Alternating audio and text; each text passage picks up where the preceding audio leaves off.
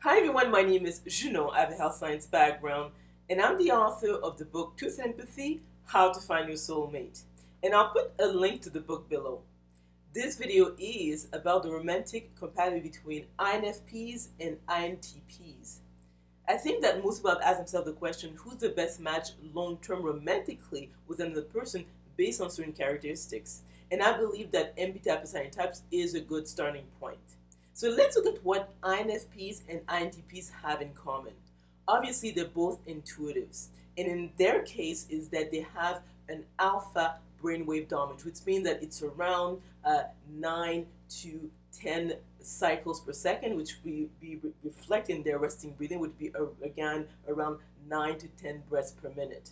So again, with that type of brain is that when they're gathering data, it's more like a download. So they might not be able to explain why they know, let's say, an answer to a question, because it's different from, let's say, gathering information, that if you're a sensor, and seeing a pattern so that you can predict the future. So really, intuition is good at predicting what is unusual than what is common. The other aspect is that obviously they're both introverts. So these are people who need to be alone or with a few close friends or family members to get recharged. So you'll see that these are people who will not spend a lot of time with other individuals because it drains them. Now you'll see that because of the fact they're both intuitives and introverts, they will need more time to recharge than if they were a sensor and an introvert. Yeah. The other aspect is that they are both perceivers, which means that they have a spontaneous organizational style. So these are people who don't mind changing things at the last minute. Actually, they feel energized by the unpredictable aspect of life. So if you plan something and it's too rigid, they find that they feel confined. And especially if someone has extroverted intuition as their first or second function. And in the case of INFPs and INTPs, they have extroverted intuition as their second function. So really, when you think about this type of intuition, is that it's all about idea generation. So you'll see that again, these are people who like what is new, what is different, and when it's combined also with being a perceiver. But obviously, they will face challenges when it comes to this relationship. First of all, is that the INTP is very logical. So this personality type has introverted thinking as its first function. So really, the first function is what the person aims for. This is like the driving force. And INTPs are really about internal logic. So if you're talking to INTPs, that you have to make sense. Everything has to, be well proven. And these are the type of people who tend to be atheists. So in terms of the theme of their life, it is about knowledge and power.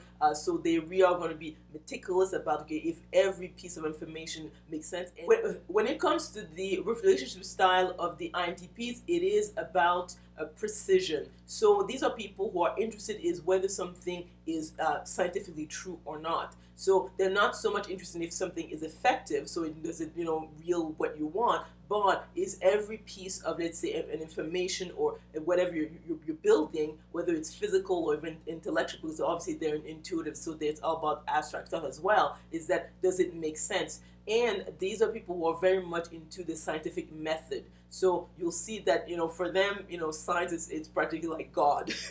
So they tend to be an atheist. So what happens is that the INFP, being an intuitive feeler and the theme of their life is meaning and spirituality, then they are not going to see eye to eye, because obviously if the theme of a person's life includes spirituality cannot be proven scientifically. So the INFP will not be able to discuss certain aspects that are not scientifically based with the INTP. And what happens that the INTP may say to the INFP that they don't make sense, so they're not logical, they don't bring forth evidence to prove their point. And also the fact that the INFP, when you look at their function stack, they have extroverted thinking as its fourth function. So it's pretty weak. So and when they're discussing, it's going to be difficult to find like a common ground, like what type of subjects that they both can, contribute to and feel that the other person understands them and embraces their point of view. So that's going to be a challenge. And what happens in a relationship where you have a feeler like the INFP and a thinker is that it's usually the feeler who's going to be adapting to the thinker. So the INTP may not be realizing that the INFP is not really happy in that relationship, and so you'll see that usually one person is usually happier than the other. Based on these characters, I believe that this is a poor romantic match. Yes, they are both introverts, they're both intuitives, but the fact that one is very much right brain dominant and is not very good in terms of logic. These are people who come from the heart. The theme of their life is meaning and spirituality, whereas the other one is very much about math and science. And when you think about the intuitive thinkers, really they are about the abstraction of the concrete. So they really are object oriented, whereas if a person's a feeler, they are people oriented. That alone is going to be a challenge, but really has to do with the INTP actually enjoys debate.